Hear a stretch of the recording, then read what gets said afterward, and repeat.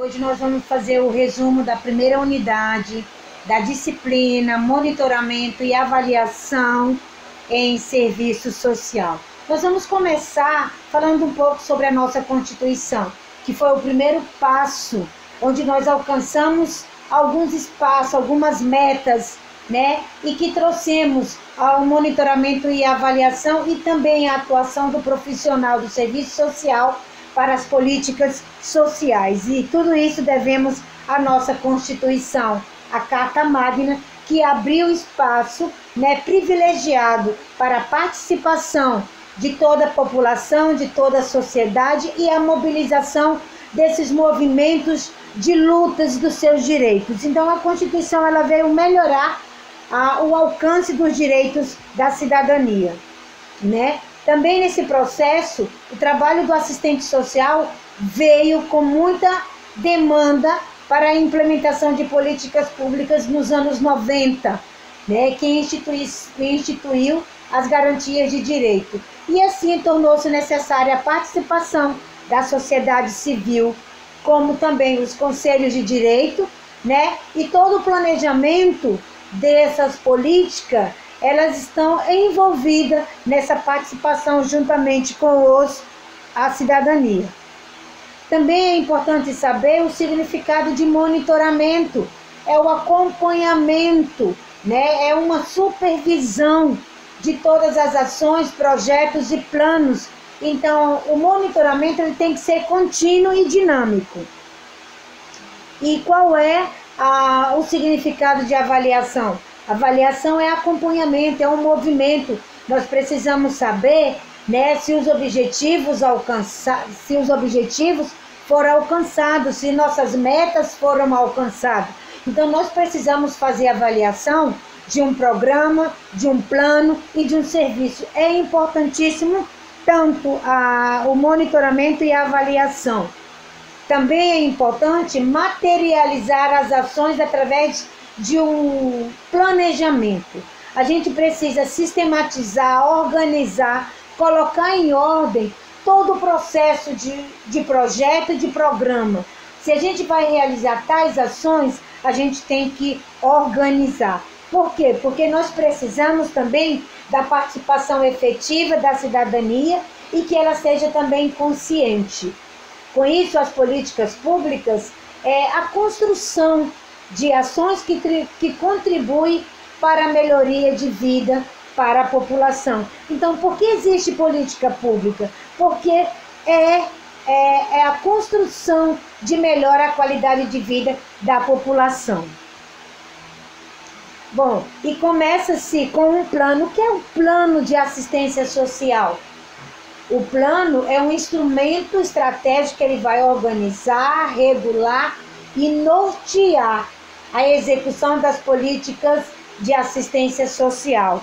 Como que é isso? Eu preciso saber dentro do plano qual é o objetivo do Sistema Único de Assistência, quais são os serviços que vão ser oferecidos, quais são os públicos que vão ser beneficiados, que tipo de atendimento, qual é o trabalho do assistente social. Então eu preciso fazer um plano geral, uma diretriz, eu preciso nortear, organizar e planejar como vai acontecer esse plano.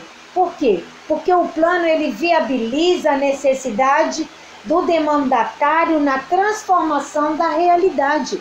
O plano, nada mais, nada menos, é para melhorar a qualidade de vida do cidadão, mas a transformação e a construção e reconstrução da realidade.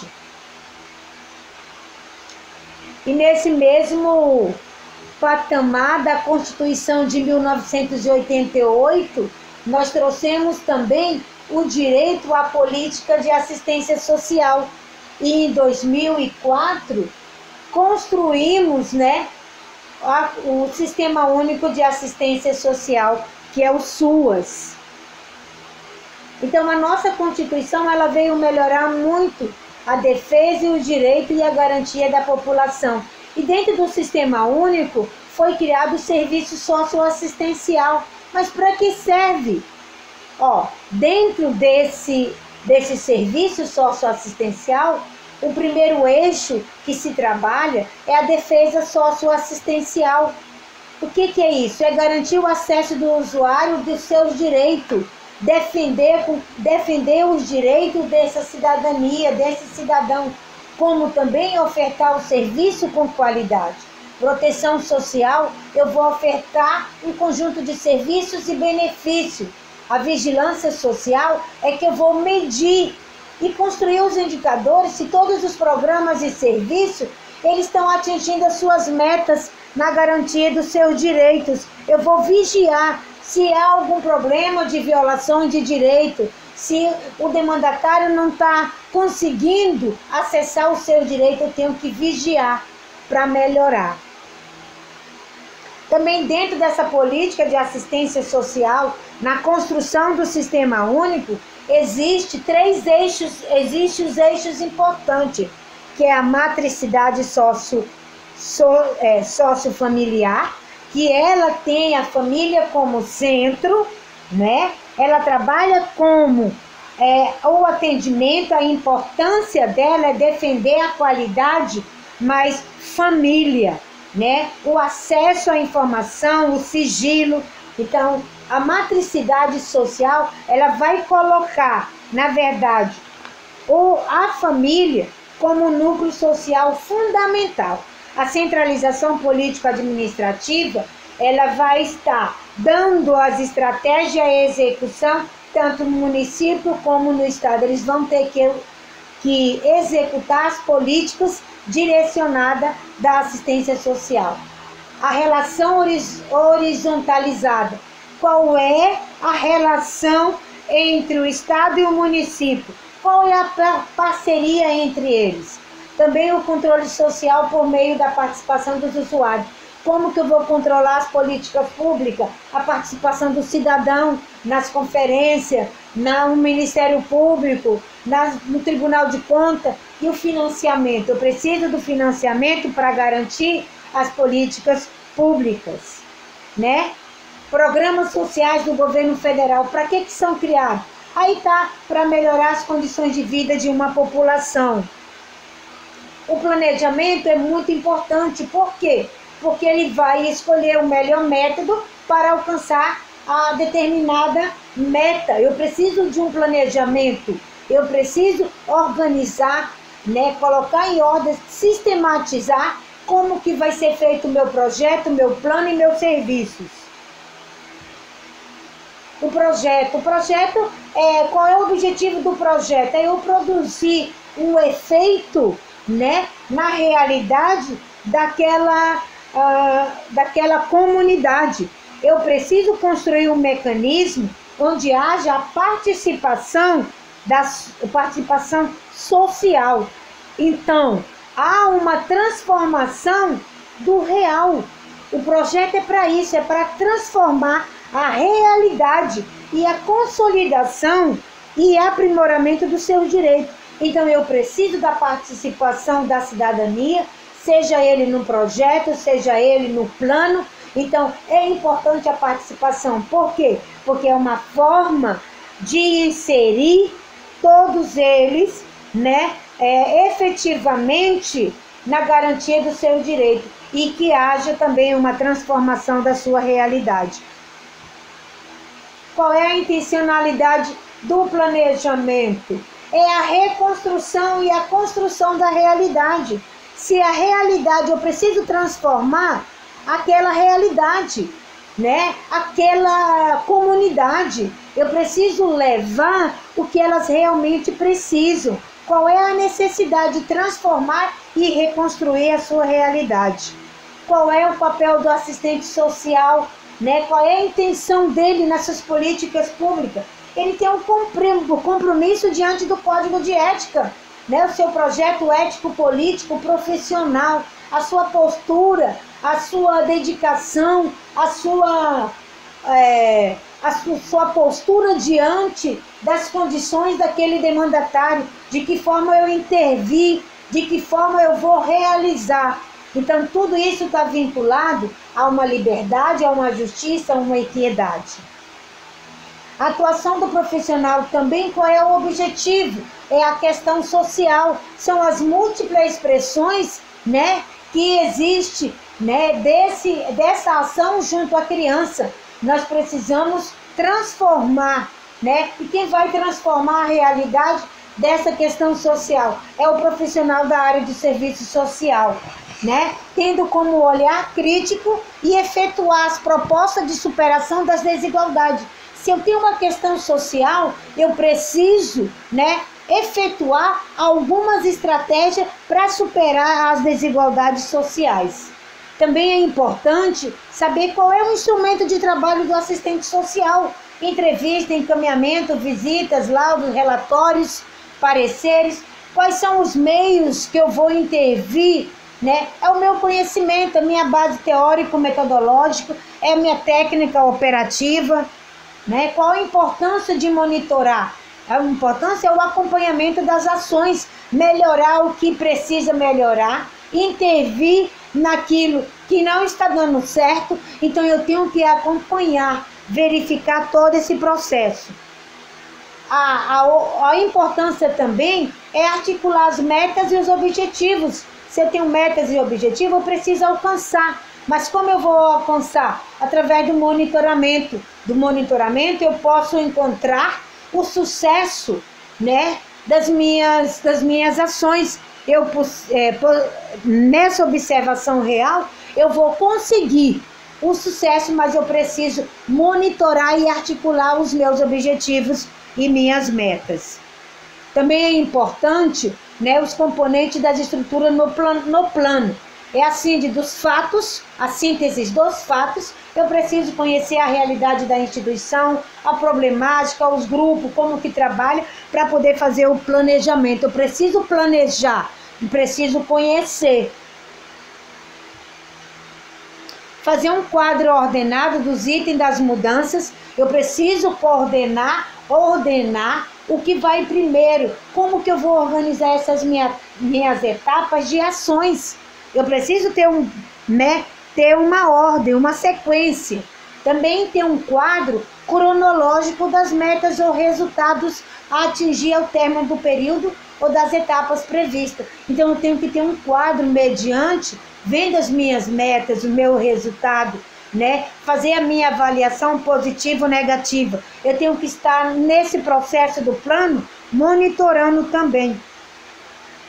E dentro da avaliação, eu preciso utilizar alguns instrumentos avaliativos, né? E esses instrumentos avaliativos são os manuais de operações, os gráficos de desenvolvimento, os relatórios, os cronogramas, o fluxograma, orçamento. Então, tudo isso são instrumentais importantes na minha avaliação. E nessa minha avaliação eu vou escolher os meus métodos, né, avaliativo, que é os indicadores, a eficiência, a eficácia e a efetividade. Eu preciso ter esse direcionamento para ver como que está caminhando o meu plano, o meu projeto e as minhas ações. Então eu tenho que ter os indicadores. A participação também é um instrumento de monitoramento. A participação de quê? A participação da cidadania. Faz parte da gestão pública como cidadão. Então, como que eu vou controlar, como que eu vou monitorar?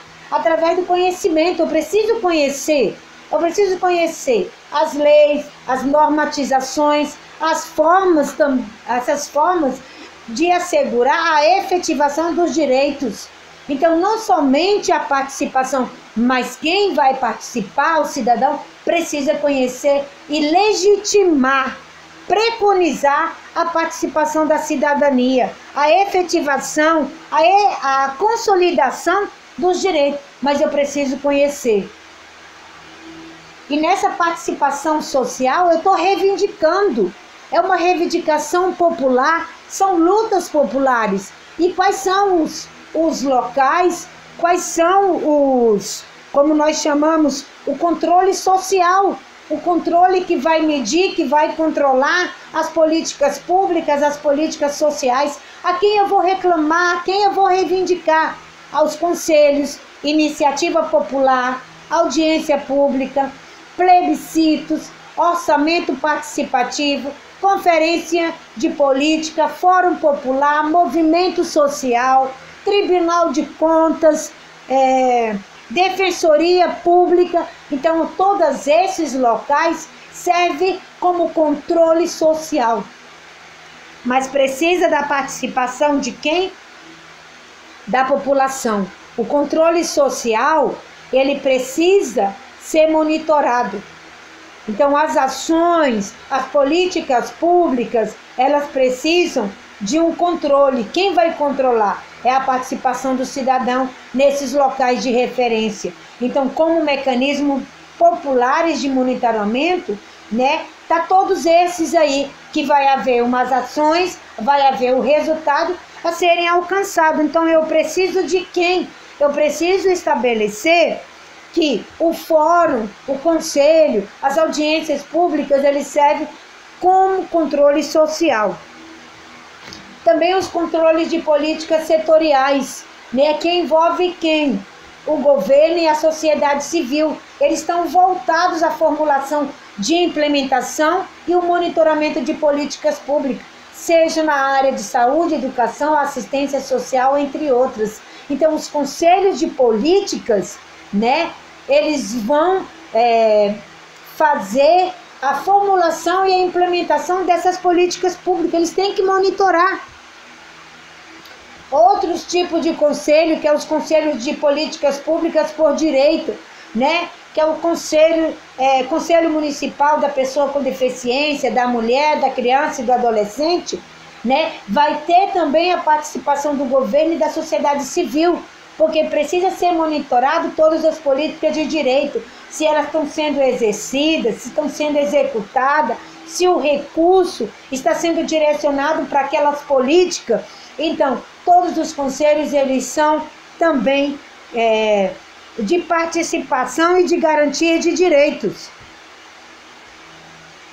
Os conselhos de programas, por exemplo, o programa do Bolsa Família, precisa de um participante que receba o Bolsa Família e que faça parte como membro da sociedade civil, nesses programas do governo federal. Então, os conselhos de programa também vai ter a participação, de pessoas que fazem o seu papel dentro da sociedade.